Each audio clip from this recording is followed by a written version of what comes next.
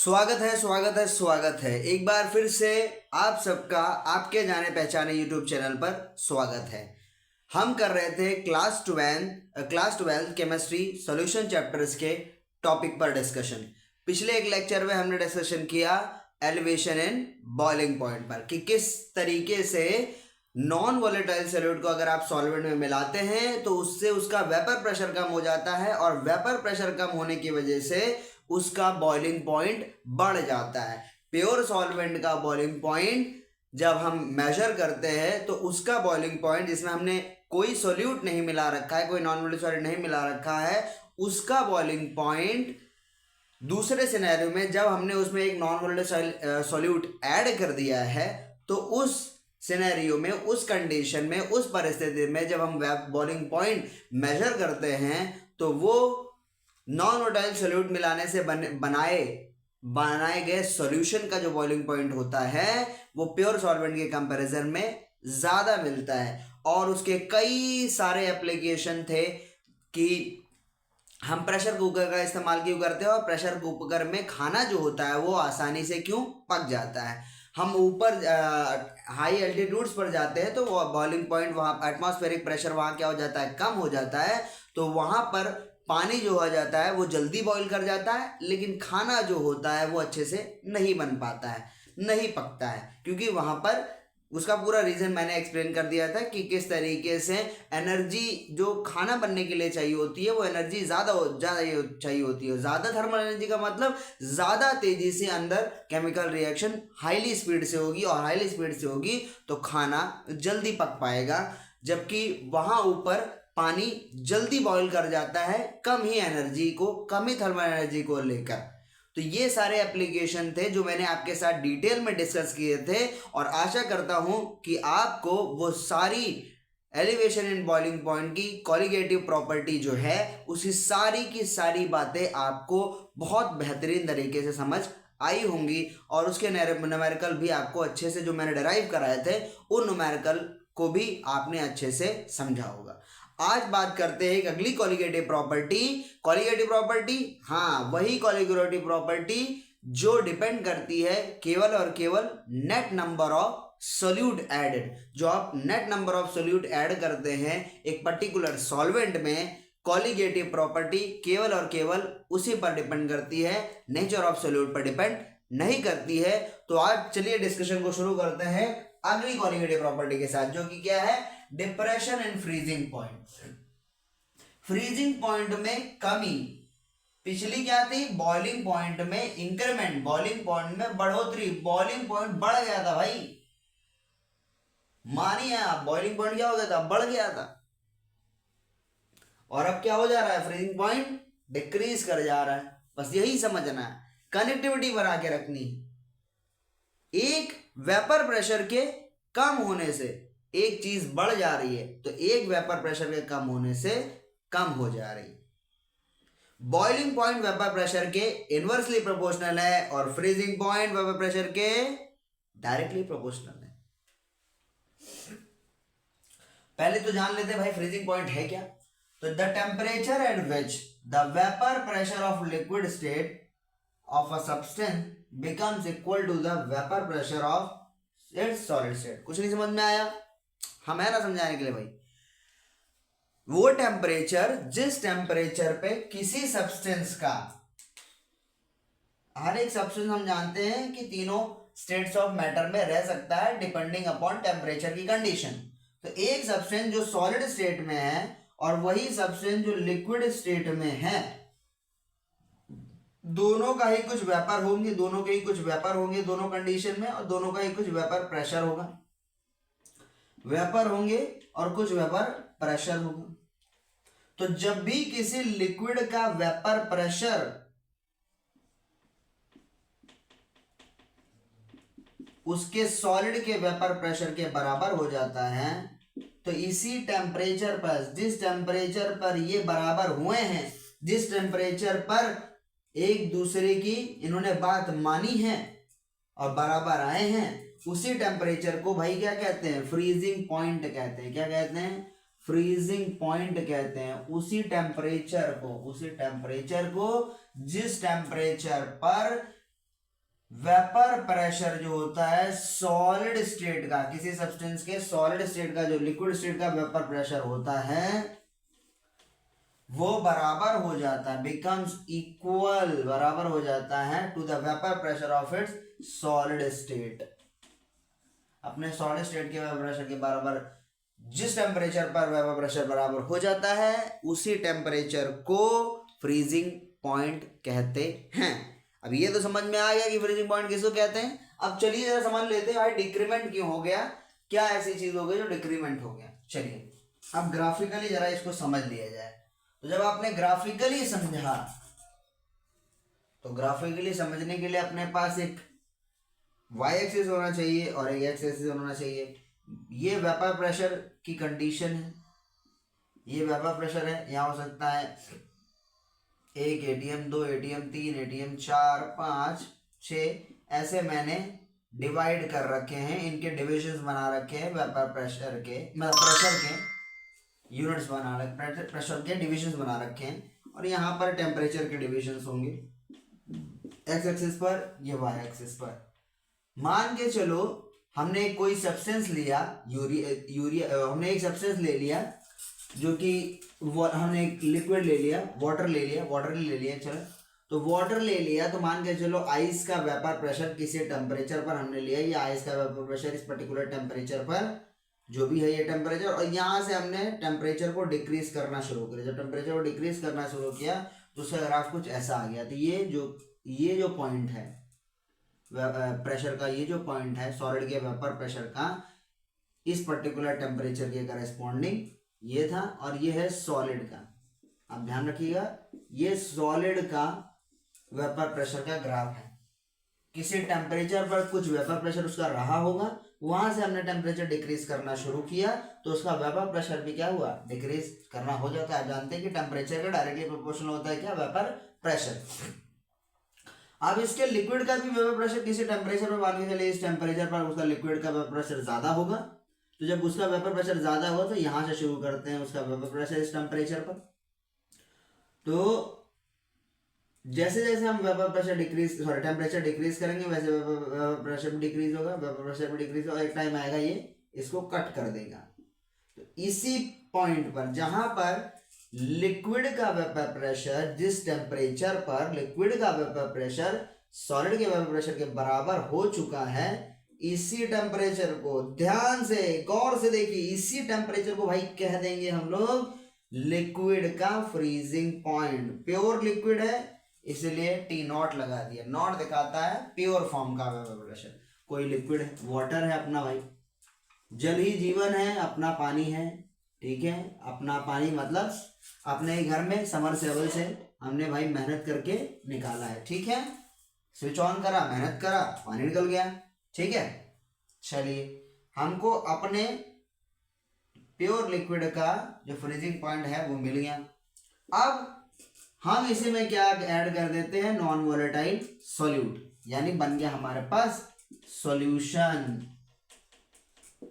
अब सॉल्यूशन का भी किसी टेम्परेचर पर क्या होगा, वेपर प्रेशर होगा, कुछ वेपर प्रेशर होगा, कम हो गया होगा सॉल्यूशन के कंपैरिजन में, सॉरी सॉल्वेंट के कंपैरिजन में, लिक्विड के कंपैरिजन में उसका वेपर प्रेशर क्या हो गया होगा, कम हो गया होगा।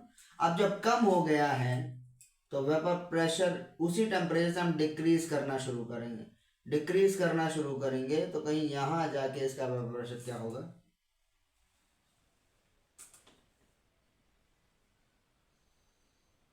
यहां जाकर इस सॉल्यूशन का वेपर प्रेशर सॉलिड फॉर्म के बराबर हुआ है। तो जब सॉलिड फॉर्म के बराबर जिस टेम्परेचर पर हो जाता है वेपर प्रेशर, उसी को बोल देते हैं उसका, उस लिक्विड का फ्रीजिंग पॉइंट बोल देते हैं। तो ये है सॉल्यूशन का वेपर प्रेशर का ग्राफ, ये है लिक्विड के वेपर प्रेशर का ग्राफ। यहां से हमने किसी एक पर्टिकुलर टेम्परेचर पर शुरू करा और फिर टेम्परेचर को डिक्रीज करना शुरू करा, डिक्रीज करते करते आते थे रास्ते में आते थे तो यहाँ सॉलिड वाले वेपर प्रेशर से मुलाकात हो गई।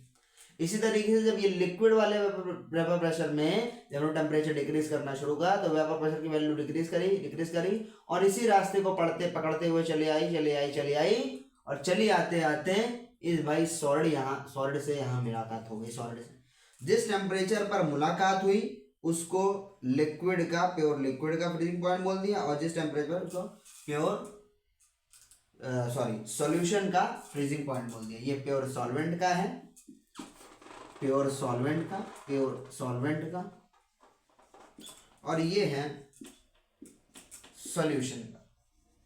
ध्यान से देखिएगा ग्राफ, यही कहा था कि जिस टेम्परेचर पर लिक्विड का वेपर प्रेशर सॉलिड के वेपर प्रेशर के बराबर हो जाता है वही फ्रीजिंग पॉइंट कहलाता है। तो वही हमने करा, उस टेम्परेचर को हमने यहाँ पर ढूंढ लिया। तो आप देख रहे हैं आप, ये वाला प्योर सॉल्वेंट का जो फ्रीजिंग पॉइंट है वो ज्यादा है, और सॉल्यूशन जब हमने नॉन वोलेटाइल सॉल्यूट ऐड करने के बाद जो सॉल्यूशन हमें मिला उसका फ्रीजिंग पॉइंट कम है। उसका फ्रीजिंग पॉइंट क्या है? कम है। तो डिक्रीमेंट कितने का आया है वो दिखाया जाएगा, वो निकाला जाएगा डेल्टा टी एफ से। डेल्टा टी एफ जब निकालेंगे तो टी नॉट एफ ज्यादा है और टी एफ क्या है? कम है। टी नॉट एफ ज्यादा है और टी एफ क्या हो गया? कम हो गया है। तो जब कम हो गया है तो ये डिक्रीमेंट आ गया, और इसी को बोलते हैं डिप्रेशन इन फ्रीजिंग पॉइंट, और यही हमारी क्या है? कॉलिगेटिव प्रॉपर्टी है। क्या है? कॉलिगेटिव प्रॉपर्टी है, जो उतना ही कम होती जाएगी जितना आप नॉन वॉलेटाइल सॉल्यूट ऐड करेंगे किसी पर्टिकुलर सॉल्वेंट में। यही वो हमारी कॉलिगेटिव प्रॉपर्टी है जिसको आपने बहुत ढंग से समझा।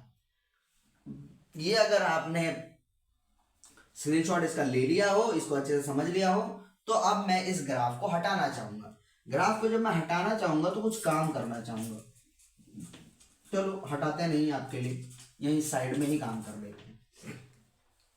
अब ये जो डेल्टा टीएफ होगा वो डिपेंड कर रहा है नॉन वॉलेटाइल सॉल्यूट के अमाउंट पर।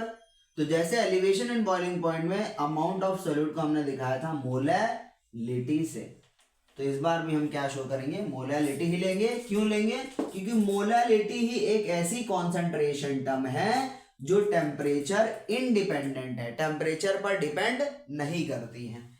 तो डेल्टा टीएफ में जब हमने प्रोपोर्शनलिटी का साइन हटाया तो एक कांस्टेंट आया के एफ। ठीक है, अगर यहां से हम के एफ की यूनिट देखें तो के एफ हो जाएगा डेल्टा टीएफ अपॉन मोलैलिटी, और मोलैलिटी होती है number of mole upon weight of solvent. तो W यहां पर चला गया, वेट ऑफ सॉल्वेंट ऊपर चला गया। तो इससे जब हम डेल्टा के एफ की यूनिट लिखेंगे तो डेल्टा टी एफ के एफ की यूनिट क्या हो जाएगी? वो हो जाएगी या तो डिग्री सेल्सियस केजी पर मोल या केल्विन केजी पर मोल। ये हो जाएगी के एफ की यूनिट। अच्छा, आगे बढ़ते हैं तो डेल्टा टी एफ के फॉर्मूले को थोड़ा और एक्सपेंड करते हैं, और हम के एफ लिखेंगे, और ये लिख सकते हैं हम लोग मोलैलिटी को moles of solute upon weight of solvent. और थोड़ा एक्सपेंड करेंगे तो delta T F is equal हो सकता है के एफ, और मोल्स ऑफ सोल्यूट के लिख सकते हैं वेट ऑफ सोल्यूट अपॉन में molecular weight of solute into wait of solvent. और क्योंकि वेट ऑफ सॉल्वेंट मोलैलिटी में केजीज में होता है, तो इनकेस अगर ग्राम में दिया है तो आप 1000 से मल्टीप्लाई करके उसको केजी में कन्वर्ट कर लेंगे। तो ये रही आपकी वो फाइनल इक्वेशन जो न्यूमेरिकल पॉइंट ऑफ व्यू से आपके लिए इंपॉर्टेंट है। ठीक है, जो न्यूमेरिकल पॉइंट ऑफ व्यू से आपको यूज करनी है डेल्टा टी एफ। तो ये वो इक्वेशन है, delta T F equals to K F into weight of solute into 1000 upon molecular weight of solute into weight of solvent. तो ऐसा ही कुछ हमने एलिवेशन इन बॉइलिंग पॉइंट में देखा। एलिवेशन इन बॉइलिंग पॉइंट और डिप्रेशन इन फ्रीजिंग पॉइंट का formula बहुत ही ज्यादा सिमिलर है, तो याद करने में भी आपको आसानी रहेगी। और मैंने इसे कॉन्सेप्ट को डिटेल में आपको एक्सप्लेन कर दिया है। कुछ बातें कर लेते हैं इसके एप्लीकेशन पर।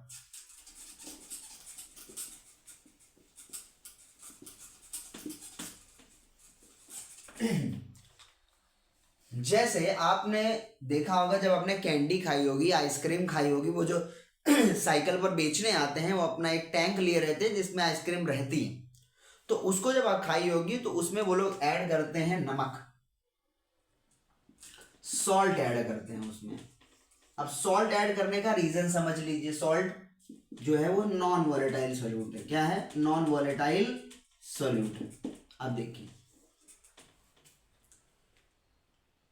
गर्मियों में जो टेम्परेचर हो जाता है वो बहुत ज्यादा हो जाता है, तो अगर कोटा का देखें तो कोटा का टेम्परेचर 45 डिग्री सेल्सियस तक तो आसपास पहुंच जाता है। ये बाहर का है, ये टेम्परेचर जो है सराउंडिंग का है। बहुत ध्यान से समझिएगा, 2-3 बार मैं आपको एक्सप्लेन कर दूंगा। ये बाहर का टेम्परेचर है।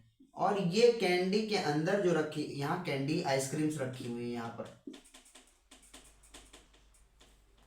कैंडी होती है सॉलिड फॉर्म में, आप खाते हैं उसको, ठीक है, सॉलिड फॉर्म में यानी आइस की फॉर्म में रहती है। तो आइस का जो फ्रीजिंग पॉइंट है वो 0 डिग्री सेल्सियस है,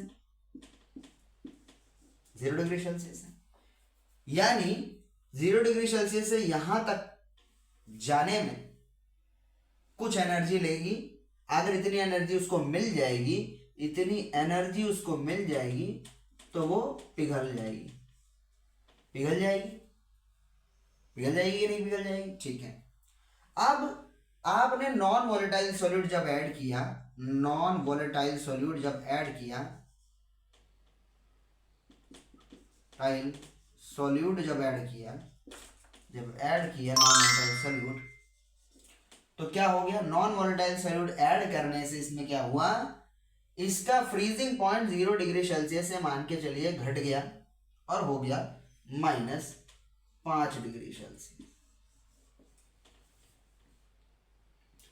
अब -5 डिग्री सेल्सियस से यहां तक की जब एनर्जी वो गेन करेगा तब जाकर पिघलेगा। फ्रीजिंग पॉइंट उसका इतना हो गया। अब क्या करेगा वो? अब इसमें क्या चेंज हुआ? तो 0 से कहां चला गया? -5। तो 0 से 5 ज्यादा एनर्जी की रिक्वायरमेंट होगी या -5 से 45? ज्यादा एनर्जी कहां चाहिए होगी? ज्यादा एनर्जी यहां चाहिए होगी। और जहां ज्यादा एनर्जी चाहिए होगी वहां ज्यादा देर तक ये क्या कर सकती है? आइस की फॉर्म में रह सकती है। तो नॉन वोलेटाइल सॉल्यूट होने से फ्रीजिंग पॉइंट डिक्रीज कर गया और जिसकी वजह से ये ज्यादा देर तक क्या करेगी? आइस की फॉर्म में रह पाएगी। क्योंकि जब वो बेच रहा है तो बाहर है, बाहर गर्मी बहुत ज्यादा है, टेम्परेचर बहुत ज्यादा है, तो उसकी एनर्जी उसको मिलती रहेगी। टैंक के थ्रू कुछ ना कुछ एनर्जी अंदर जाती रहेगी और अगर अंदर जाती रहेगी वो धीरे धीरे पिघलना शुरू करेगा। तो ज्यादा देर तक आइसक्रीम अगर आइस की फॉर्म में बनी रहेगी तभी वो बेच पाएगा, अदरवाइज आइसक्रीम बेच ही नहीं पाएगा। जब आइस ही नहीं रह जाएगी तो क्या बेचेगा वो? तो इसीलिए हम लोग इसमें डालते हैं क्या? वो नमक इसमें ऐड करते हैं नॉन वोलेटाइल सॉल्यूट के तौर पर। ठीक है, क्लियर है बात? अच्छा, ऐसे जगह जहां पर टेम्परेचर बहुत कम रहता है, जैसे कश्मीर में बहुत टेम्परेचर डिक्रीमेंट हो जाता है, तो वहां पर हम लोग जब गाड़ी वगैरह के कार रेडिएटर्स में जो पानी रहता है वो बर्फ ना बन जाए, इसके लिए हम लोग कुछ एंटी फ्रीज सब्सटेंस डालते हैं। क्या डालते हैं? Antifreeze substance. तो जैसे जैसे जब टेम्परेचर डिक्रीज, अब नॉर्मल आइस है, नॉर्मल जैसे नॉर्मल वाटर है, अगर नॉर्मल वाटर है तो उसका फ्रीजिंग पॉइंट कितना है? 0 डिग्री सेल्सियस पर वो बर्फ बन जाएगा। तो मतलब अगर टेम्परेचर जैसे जैसे डिक्रीमेंट शुरू हुआ, टेम्परेचर डिक्रीज करना शुरू हुआ, टेम्परेचर जैसे जैसे डिक्रीज करना शुरू हुआ, वैसे वैसे तो वो 0 डिग्री सेल्सियस पर पहुंचकर वाटर क्या आ जाएगा? बर्फ बन जाएगी। लेकिन अगर जैसे ही आप नॉन वोलेटाइल सॉल्यूट ऐड कर देते हो, नॉन वोलेटाइल सॉल्यूट ऐड करते हो,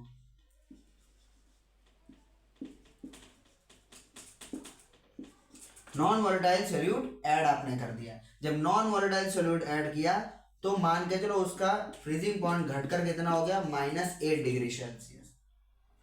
तो जो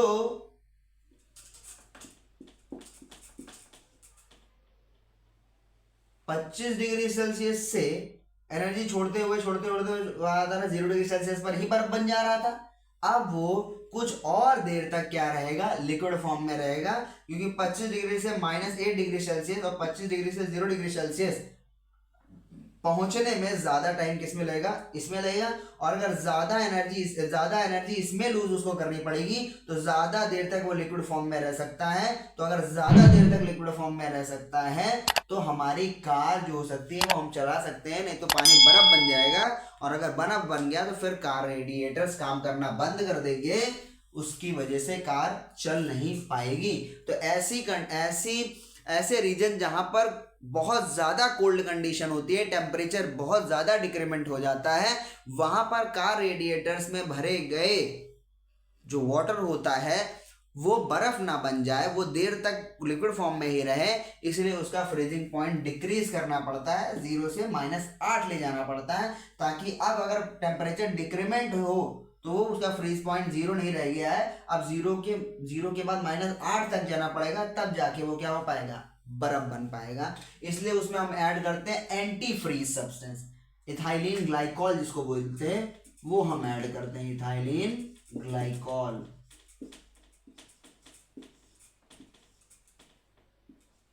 इथाइलिन ग्लाइकॉल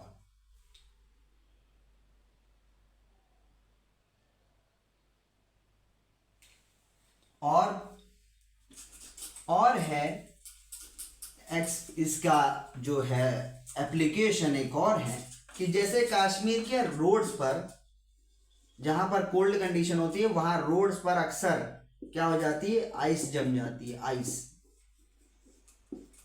और उसका टेम्परेचर मान के चलो -13 डिग्री सेल्सियस।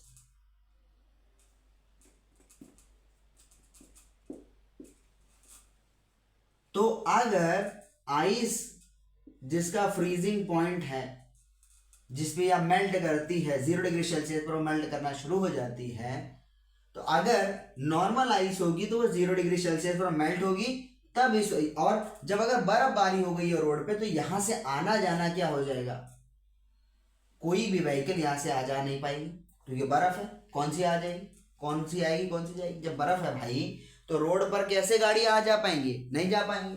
तो यानी इस आइस को हटाना है यहां से, इस हाइट को कैसे हटाया जाए, तो अगर नॉर्मल आइस है, इसमें कुछ ऐड नहीं हुआ है, तो -13 से 0 डिग्री सेल्सियस तक की एनर्जी जब गेन करेगा तब जाके वो पिघलेगी और तब जाके यहां रास्ता साफ हो पाएंगे।